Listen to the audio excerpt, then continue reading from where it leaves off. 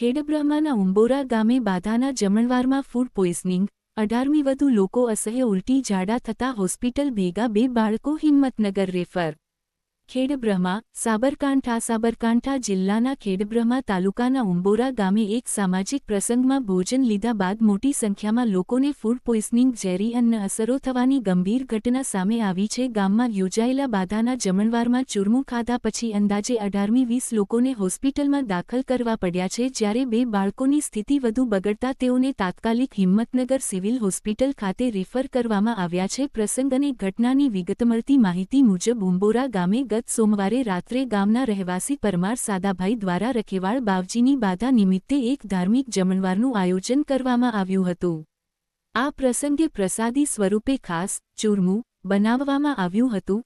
સોમવારે રાત્રે આ ચૂરમું ખાધા બાદ મંગળવારે વહેલી સવારથી જ ભોજન લેનાર ગ્રામજનોને એકાએક ઉલટી, ઝાડા અને પેટમાં અસહ્ય દુખાવાની ફરિયાદો શરૂ થઈ હતી. દર્દીઓને અલગ અલગ હોસ્પિટલોમાં ખસેડાયા. એક સાથે આખા ગામમાં લોકોની તબિયત લથડતા ભારે દોડધામ મચી ગઈ હતી. અસરગ્રસ્તોને તાત્કાલિક સારવાર મળી રહે તે માટે તંત્ર અને સ્થાનિકો દ્વારા નીચે મુજબની હોસ્પિટલોમાં ખસેડવામાં આવ્યા હતા.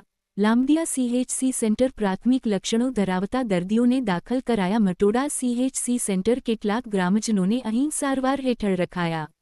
ખેડબ્રહ્મા જનરલ હોસ્પિટલ 18મી 20 જેટલા દર્દીઓને અહીં લાવી સઘન સારવાર શરૂ કરાઈ. તબીબો અને આરોગ્ય વિભાગની કામગીરી. ખેડબ્રહ્મા જનરલ હોસ્પિટલના અધિક્ષક ડો. અશ્વિનભાઈ ગઢવીએ જણાવ્યું હતું કે હોસ્પિટલમાં લાવવામાં આવેલા તમામ દર્દીઓને ORS સિમ્પ્ટોમેટિક લક્ષણો આધારિત દવાઓ તેમજ એન્ટીબાયોટિક્સનો કોર્સ શરૂ કરી દેવાયો છે. હોસ્પિટલના ફિઝિશિયન અને પીડિયાટ્રિક બાળરોગ નિષ્ણાત ડોક્ટરોની ટીમ સતત દર્દીઓનું ઓબ્ઝર્વેશન કરી રહી છે. હાલ તમામ દર્દીઓની સ્થિતિ સ્થિર અને કાબૂ હેઠળ છે.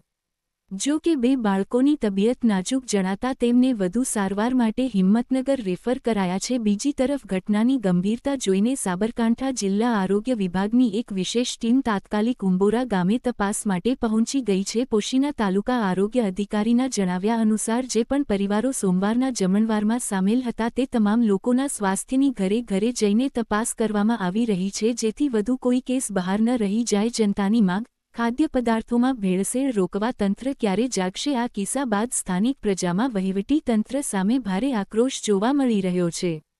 ચોમાસા અને ઉનાળાની ઋતુની સંધિકાબે રોગચાળો ફાટી નીકળવાનો ભય હોય છે, ત્યારે ખેડબ્રહ્મા શહેર તેમજ તાલુકા મથકોએ વેચાતા માવા, કુલ્ફી, બરફના ગોળા, મીઠાઈઓ અને ઠંડા રસોનું ચેકિંગ થવું અત્યંત જરૂરી બન્યું છે. બજારમાં વેચાતી માવાની મીઠાઈઓમાં મોટા પાયે થતી ભેળસેળ સામાન્ય નાગરિકોના જીવ જોખમમાં મૂકે છે. સ્થાનિકોની માંગ છે કે ફૂડ એન્ડ ડ્રગ્સ વિભાગ માત્ર કાગળ પર કામગીરી બંધ કરી બજારોમાં સઘન ચેકિંગ હાથ ધરે અને કડક પગલાં ભરે.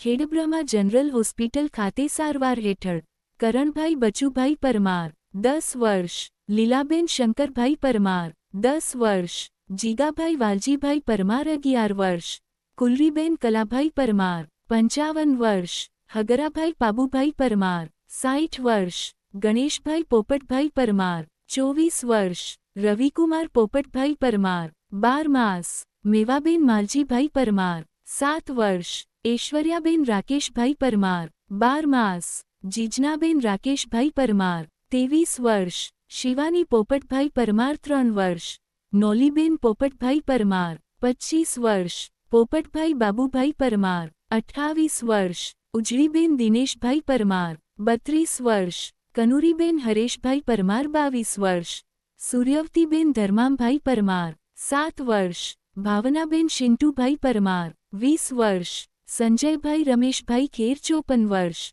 હિંમતનગર રિફર કરેલ અજીતભાઈ માલજીભાઈ પરમાર 4 વર્ષ, અવંતિકા રાકેશભાઈ પરમાર 3 વર્ષ. તમામ રહે ઉંબોરા. યુટ્યુબ ચેનલ ઝલક ગુજરાતી ન્યૂઝ. તંત્રી નટવરભાઈ પરમાર, કાલવણ, વિજલાસણ.